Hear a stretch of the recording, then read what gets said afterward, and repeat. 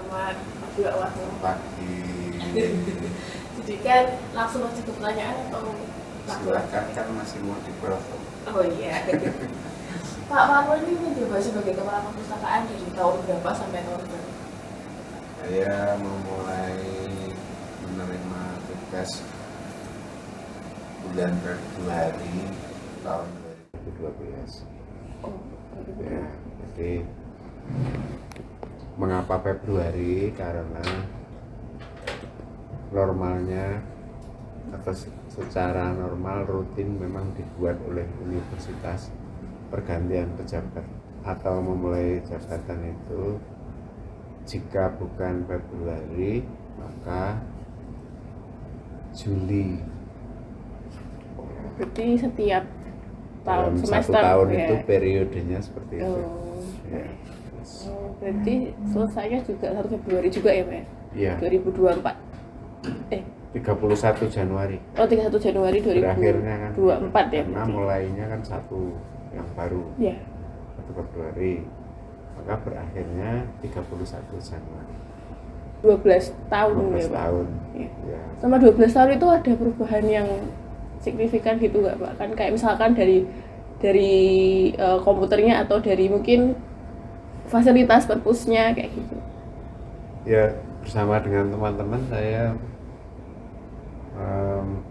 sebenarnya perubahan secara signifikan ya tidak ya, tetapi lebih perubahan itu menurut saya memang harus dilakukan untuk menyesuaikan kebutuhan penggunanya, gitu ya. Ya, benar. Kalau saya ditanya tentang perubahan apa begitu, ya tahun 2012 sampai 2024 awal lah taruhlah.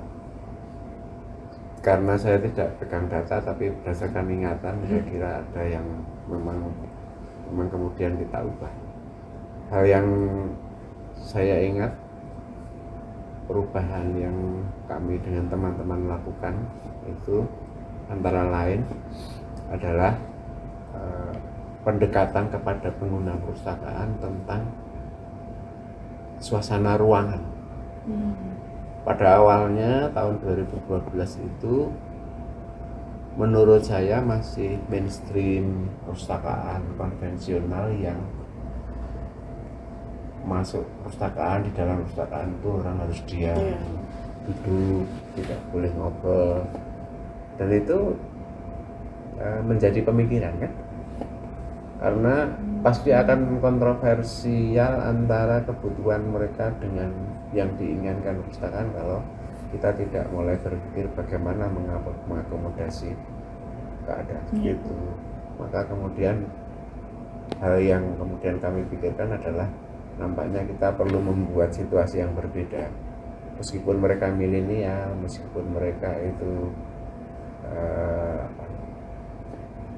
boleh dikatakan ada perubahan cara belajar, tetapi di antara mereka pun tentunya ada yang pada saat tertentu membutuhkan situasi tenang, membutuhkan mungkin situasi yang memang perlu ngobrol meskipun belajar sambil ngobrol. Nah, kemudian yang kami pikirkan adalah maka perpustakaan yang harus mengubah layanan.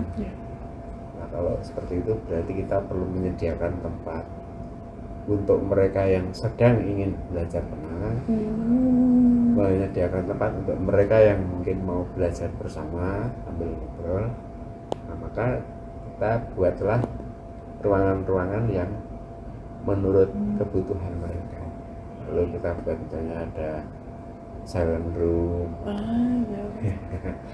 kita buat ruang diskusi dalam arti kelompok kecil, tapi mungkin diskusi sambil ngobrol ya ada dalam bertiga bercanda. Nah itu kan penyesuaian. Maka kemudian itu mengurangi petugas yang judes ini. Tidak perlu lagi negur-negur terlalu keras, tidak perlu lagi menegur terlalu galak. Ya tinggal kita mengarah. Kalau kamu mau belajar sambil ngobrol silahkan di lantai 3. Kalau kamu merasa terganggu, kamu masuk ruang silent aja. Iya, iya. Berarti silent room ini termasuk baru ya, Pak ya? Baru ya, Oh, iya. itu baru itu. Masuk baru itu. Itu maka itu seperti kalau saya menganalogikan ketika kita tidak nyaman dengan orang, situasi dan sebagainya, maka kita tidak perlu memaksakan orang lain untuk mengikuti cara kita, tapi kemudian kita refleksinya adalah maka saya yang harus saya ubah. Lalu perpustakaan lah yang harus diubah, jangan lalu memaksa-maksa pengguna kamu harus mengikuti cara perpustakaan. Itu yang saya pikir awalnya sebenarnya sederhana. Jadi awalnya kaku jadi fleksibel gitu ya, Pak ya? Semestinya Harusnya kayak ya boleh dikatakan sebenarnya itu kita ya dalam tanda petik mengikuti kebutuhan, misalnya layanan yang tidak banyak lagi terlalu berkomunikasi dengan pelayan, kan kecenderungannya begitu. Maka ya kita buatkan sarana yang bisa dipakai oleh pengguna perpustakaan untuk dirinya sendiri tanpa harus berkomunikasi dengan petugas layanan. Dengan layanan mandiri, kita beri nama layanan mandiri. Itu kan mengurangi komunikasi dengan staf kan. Syukur-syukur kalau itu bisa diadopsi semua layanannya itu dalam bentuk layanan dengan teknologi informasi, itu lebih bagus ya. Tapi mungkin karena keterbatasan lalu itu bisa diwujudkan. Misalnya self service itu kan bisa. Hanya layanan mandiri yang dibuat sendiri oleh staf TI tanpa harus mengundang vendor, tanpa harus mengeluarkan biaya besar gitu ya. Lalu bisa dibuat. Banyak hal yang sebenarnya bisa dibuat dengan staf TI. Kalau dulu di perpustakaan ada Pak Joko Nugroho, sampai sekarang pun masih mengerjakan itu.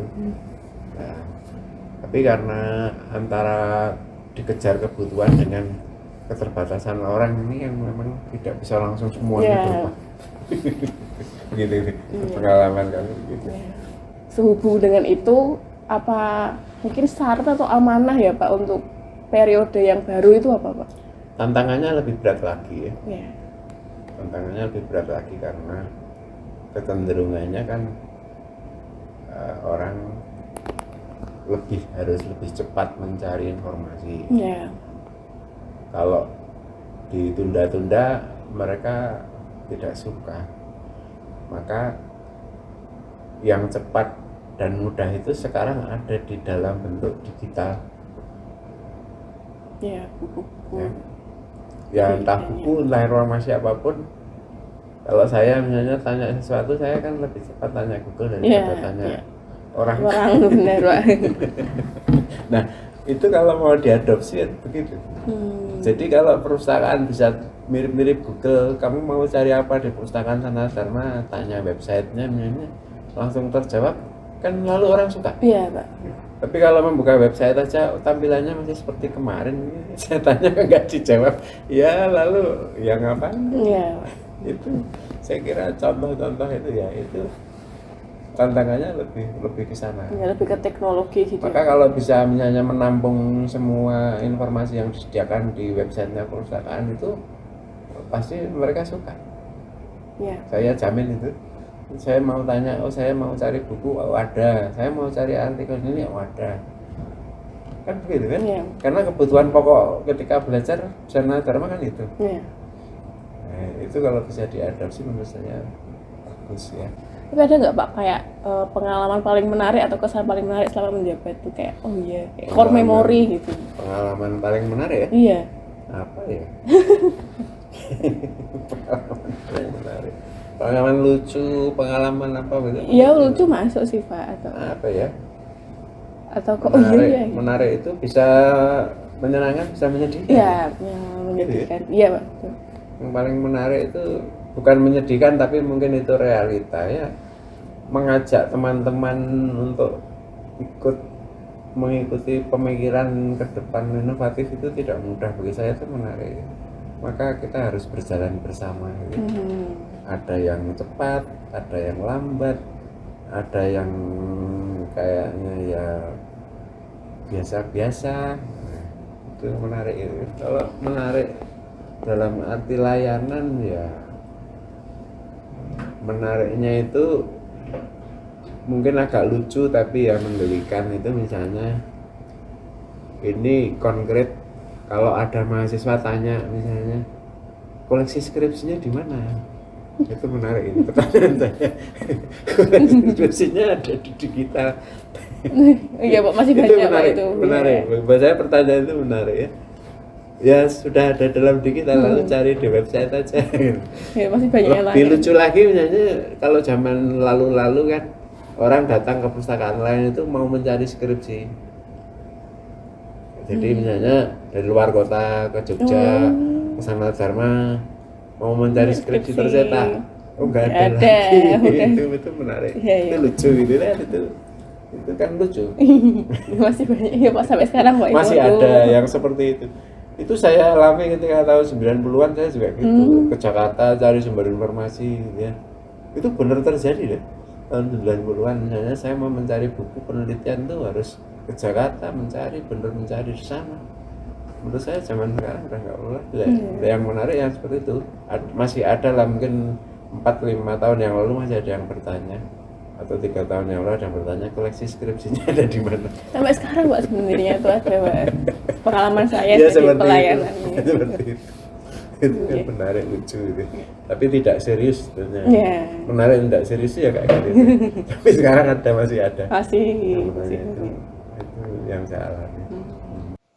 Ya, untuk teman-teman mahasiswa pengguna perpustakaan, sekarang kita berada di situasi zaman teknologi yang sudah sangat mudah, bahkan AI itu mulai menguasai kita.